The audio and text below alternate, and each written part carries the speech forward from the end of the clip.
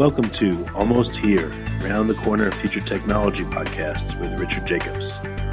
Future technologies poised to transform our lives for better or worse are the focus of this podcast. Almost here means these technologies are now here and starting to be used, or just around the corner, from Bitcoin to artificial intelligence, 3D printing, blockchain, virtual reality, and more. Hello, this is Richard Jacobs with the Future Tech Podcast. My guest is John Fennelly. He's the CEO of Lionbridge Technologies. John, how you doing today? Fine, thanks, Rich. Thanks for having me. Yeah. Tell me about Lionbridge. What's the premise of the company? So Lionbridge was started 20 plus years ago as a translation localization company. So translation is pretty self-apparent. Localization is translating companies' content and closely aligning it with their user community, making sure the inflection is right, making sure you're connecting with their communities.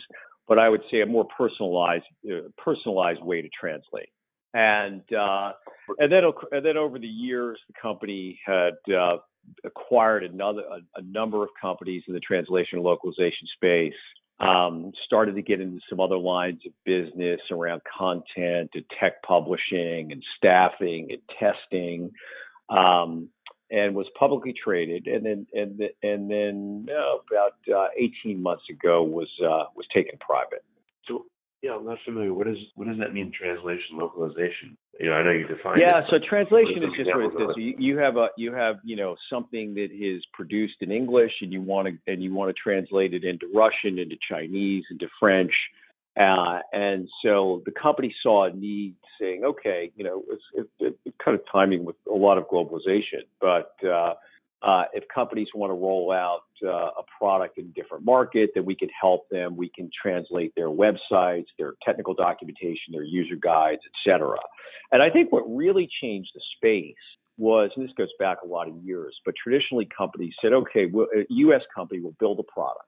We'll roll it out in Europe 3 months after we roll it out in the United States, and then we'll go to Asia 6 months afterwards, and we'll, kind of rolling country by country along the way.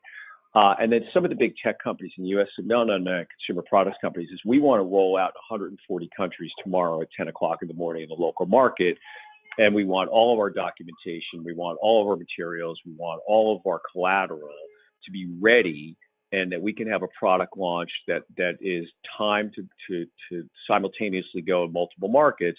And as a result, an industry was formed, and Lionbridge has been at the forefront of that industry for years, and we've gotten bigger. And I think a lot of the companies in our space actually started out as very small translation companies.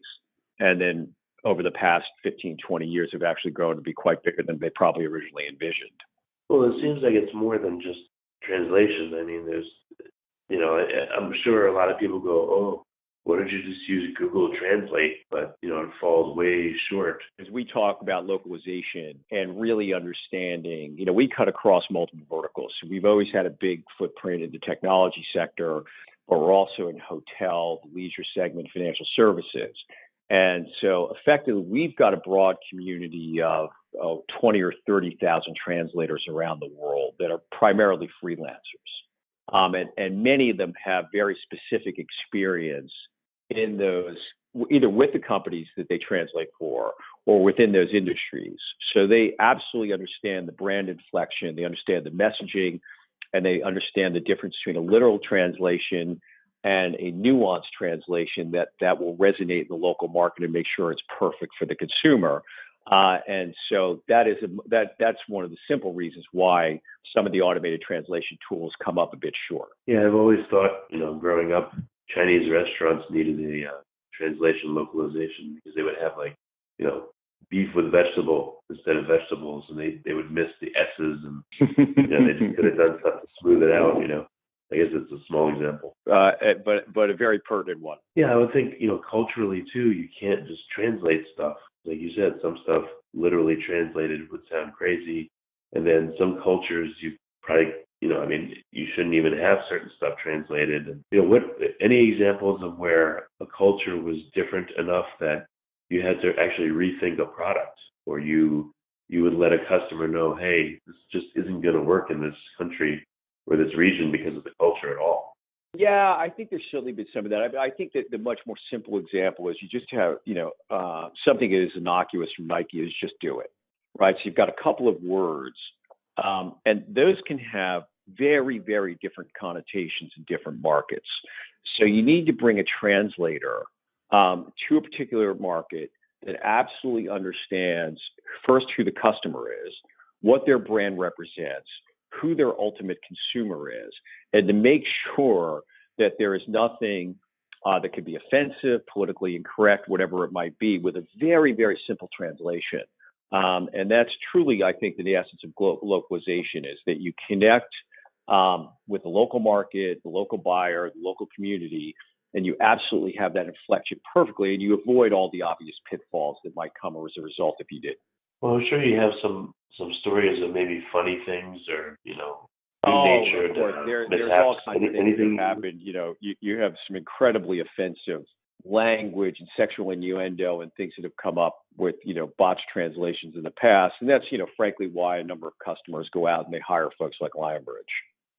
What if you're going to go out? If a product's going to go out in 100 countries, do you have one language that you translate from? Let's say, like, I don't know, you always translate from English to the resulting language. It doesn't sound like you'd go from language A to B and then B to C and C to D, because that would make probably a game of telephone, that's a great question. So not always, but the standard is usually to bring languages to English and vice versa. But English is usually in the mix. Are there any languages that are good base languages to translate from, or is English the best, or are certain ones you prefer? Well, English is just because of the predominance of English and the community that we've got, and English is the best. But I mean, as the world now increasingly becomes more global, we're seeing more demand for direct language translation. There's also a lot of the learnings that we've built up and the training of language engines that is more complicated from some languages to others that are more that aren't as common. But and I think that's a rapidly changing part of our industry, as a matter of fact. I would guess the base language you'd start with is where the product originates, right? If something was made in Korea, you'd use that as the base, right? Yeah. That obviously, if you have a Korean company and they want to go to different markets, you want to make sure that you're first fully understanding the original documentation, the websites, the marketing, et cetera, and then whatever language you're taking it to, whether it's English, French, Russian, Chinese, various dialects in certain countries, that you first and foremost understand the original intent before you can translate it into the local language or dialect. Well, it's good once you translate stuff, the website, all the materials, but then you would need people, I would guess, to maintain it if you're going to do business in a certain country. So I would guess that always has to come along with it. You can't just translate and use the web only, or can you? Yeah, well, that's why we use a big crowd of freelance translators, and some may be located in the country, some may not. But their native language is the most important thing versus their physical locale. So if you were a Korean translator, we expect that would be your first language, and vice versa. But I think the other thing that's changing quite rapidly is this is an industry that's absolutely in transition, where I think until very recently, most of the material that we had translated had been technical documents, manuals, websites, et cetera, that really are around what I would call the ancillary parts of a system or a product. And now so many voice-activated devices are coming into the market that the translation of those is actually changing our space quite dramatically. When you think about it now, it's the system and the product itself that needs translation. And the consumer has a different expectation about how that device will interact with them, a variety of different languages, obviously. But it's a very, very subtle but profound shift for our space. Yeah, where do you see the space going? What's new in it the past, 5 to 10 years that you have to address that wasn't there before? Well, I think the quality of machine translation is getting better. There's the not necessarily new, but more advanced neural machine translation. So you'll continue to see advances in machine translation. Machine learning is a very big area for us. And we work with a lot of big customers to help train their systems and platforms and feed human intent back into them and content and help with data. But I think in essence, the biggest change really in our industry is that the products themselves are what are being localized. In the past, it's been the documentation around the products and the marketing materials, the self-help guides, or whatever it might be. Now the product itself, I mean, you think about the big voice-activated devices out there that didn't exist very long ago. Those will now be able to interact with people in their native language. And the game is on to make sure that those are trained, and the user experience will continue to get better and better and better. And as part of a big localization translation industry, we have played a major role in helping a lot of those companies train those machines. What kind of trends are you seeing with language and with culture worldwide? Are you seeing languages disappear or appear, or diversity increasing? I think there are hundreds and hundreds and hundreds, if not thousands, of languages and dialects around the world versus a much smaller subset of countries. And it's a really interesting question. I mean, some languages, countries and cultures are working very hard to preserve as the number of native speakers dwindles. And then there's the whole political dynamic we've got where, with populist nationalist strains that we actually think will strengthen the demand for truly localized dialects and content. And, you get contradictory messages there because, globalization also continues at the corporate level. And companies are not pulling back and hiding in particular markets, but they continue to seek new customers and new communities for their brands throughout the world where they think there's commercial opportunity.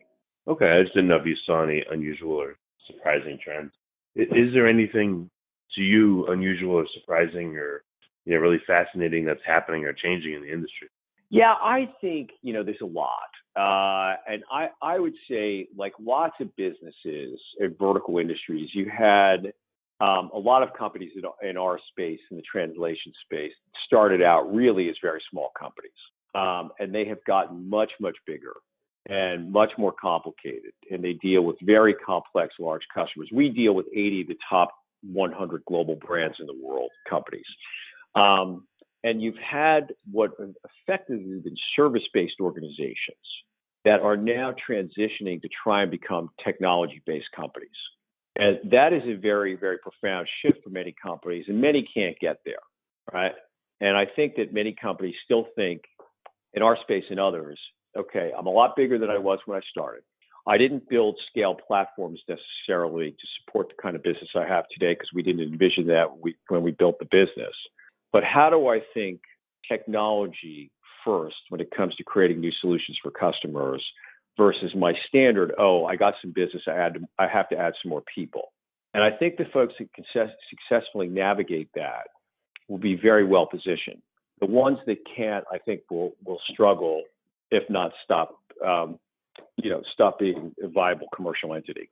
I was just wondering again if you have a worldwide perspective on, quote unquote, what's going on with industry because you deal with all these languages and countries, or if you don't feel like your perspective is big enough to really comment on stuff like that. Well, I think that what seems unrelenting is the quest for big companies for new markets.